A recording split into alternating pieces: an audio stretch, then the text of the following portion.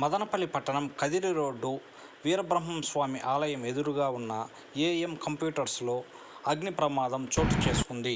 శుక్రవారం షాపును మూసివేసి నమాజ్కు వెళ్లి అనంతరం కంప్యూటర్ స్పేర్స్ సర్వీసింగ్ కోసం బయటకు వెళ్లిన సమయంలో అకస్మాత్తుగా అగ్ని ప్రమాదం చోటు చేసుకుందని షాపు యాజమాని ముస్తాక్ హుసేన్ తెలిపారు. ఈ అగ్ని ప్రమాదంతో సుమారు 15 లక్షల రూపాయలు కంప్యూటర్లు, స్పేర్ పార్ట్స్, షాపులో ఉంచిన సామాగ్రి సర్వం అగ్నికి ఆహుతి కావడం జరిగిందని ఆవేదన వ్యక్తం చేశారు.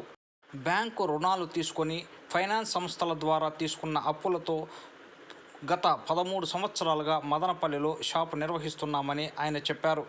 అకస్మాత్తుగా షాపులో జరిగిన అగ్ని ప్రమాదంతో సర్వస్వం కోల్పోయి రోడ్డున పడ్డామని, ప్రభుత్వం ఆదుకుంటే తప్ప తాము తిరిగి ఉపాధిని కొనసాగించలేని పరిస్థితి ఏర్పడిందని ఆందోళన వ్యక్తం చేశారు. తిరిగి షాపు ప్రారంభించి ఉపాధిని కొనసాగించడానికి ప్రజాప్రతినిధులు, ప్రభుత్వ అధికారులు స్పందించి బ్యాంకు రుణం పొందే వెసులుబాటును కల్పించాలని విజ్ఞప్తి చేశారు.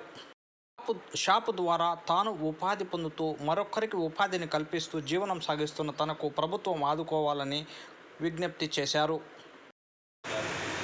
कदली रोड एम कंप्यूटर्स का दुकान है हमारा, और वो दुकान का जुम्मे के दिन हम बाहर गए थे, तो इसलिए हमारा दुकान में आग लग गई थी। आग लग के बहुत नुकसान हुआ है, 15-20 लाख का तकरीबन नुकसान हुआ है, और दुकान में उस वक्त हम नहीं थे। इस वजह से हुआ ये तो नहीं मालूम हो सका, लेकिन बोल रहे हैं कि आजू बाजू वाले बोल रहे हैं कि शॉर्ट सर्किट हो गया, वायरिंग प्रॉब्लम से कुछ हो गया, ऐसा बोल रहे हैं। अभी ना हमारा बहुत नुकसान हो गया, और हम चाहते हैं कि गवर्नमेंट की तरफ से हमको मदद मिले और दोबारा हमें खड़ा किया जाए। अभी तो हम मतलब पूरी तरह से बर्बाद हो गया। हमारा जो बैंक लोन है, जो भी कर्जा लेकर हमने जो किया था, वो अभी पूरा बर्बाद हो गया।